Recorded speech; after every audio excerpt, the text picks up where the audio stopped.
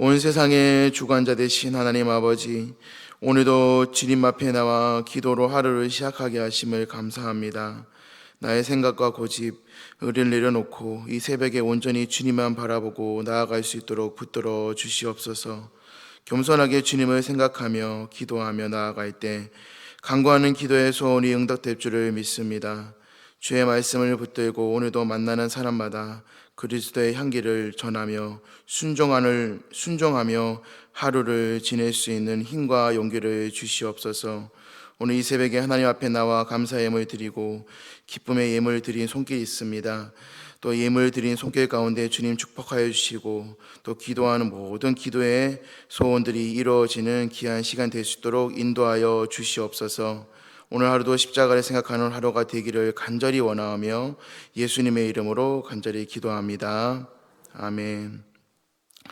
사도행전 10장 17절부터 33절까지 말씀, 오늘 본문 신약성경 사도행전 10장 17절부터 33절까지 말씀입니다.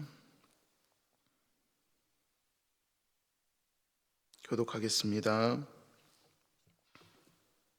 베드로가 본 바 환상이 무슨 뜻인지 속으로 의아해하더니 마침 고넬료가 보낸 사람들이 시몬의 짐을 찾아 문 밖에 서서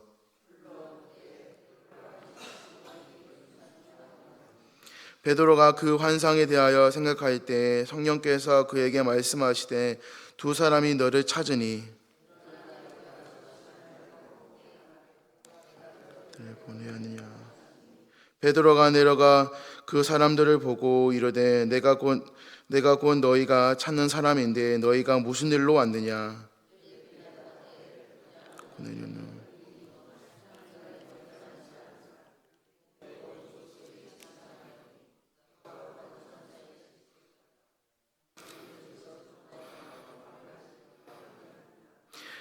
베드로가 불러들여 유숙하게 아니라 이튿날 일어나 그들과 함께 갈새 욥바에서 온 어떤 형제들도 함께 가니라.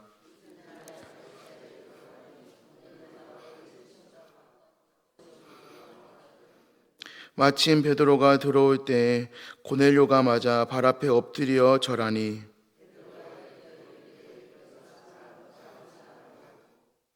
더불어 말하여 들어가 여러 사람이 모인 것을 보고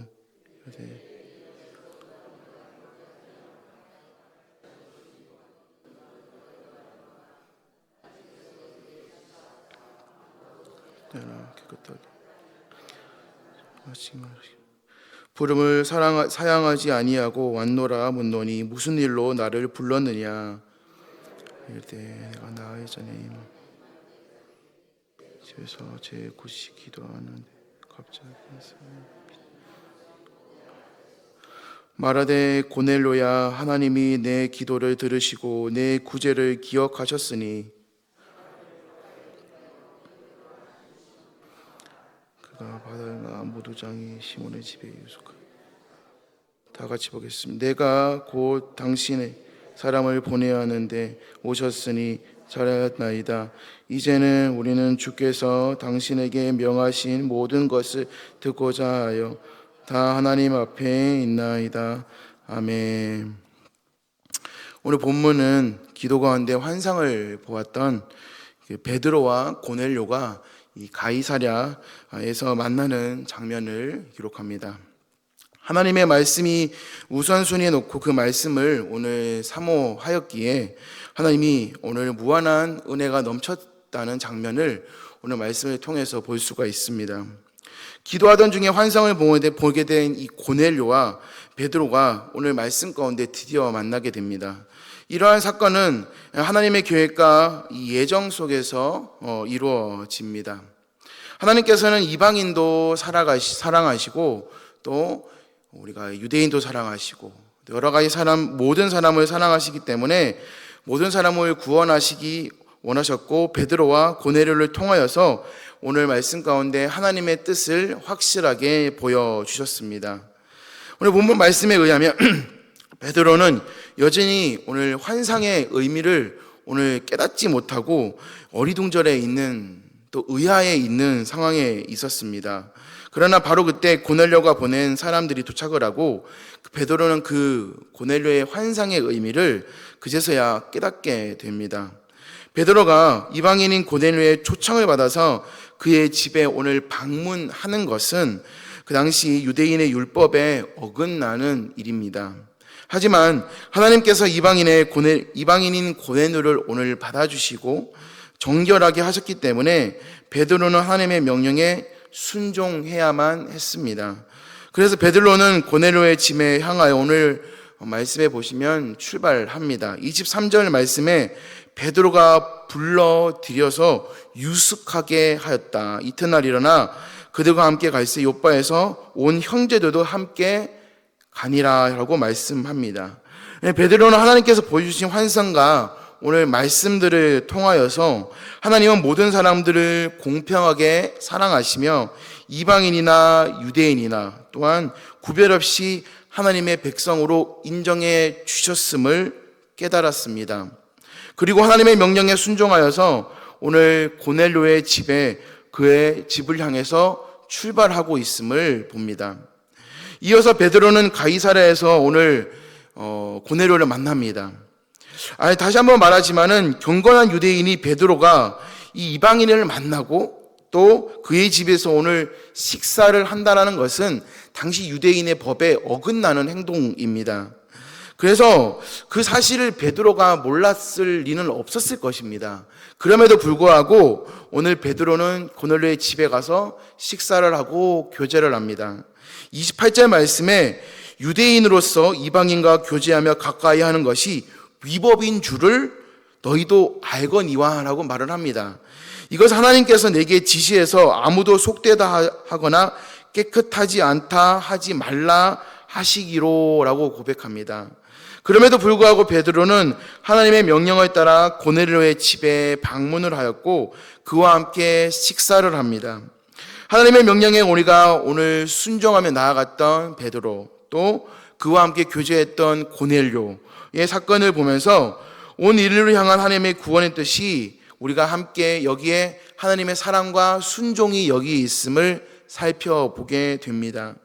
성도들의 삶 속에서도 구원의 뜻과 하나님의 사랑을 이루기 위해서 하나님의 말씀과 명령에 순종하며 오늘도 기쁘게 나아가시는 귀한 하루가 될 수 있기를 간절히 바랍니다.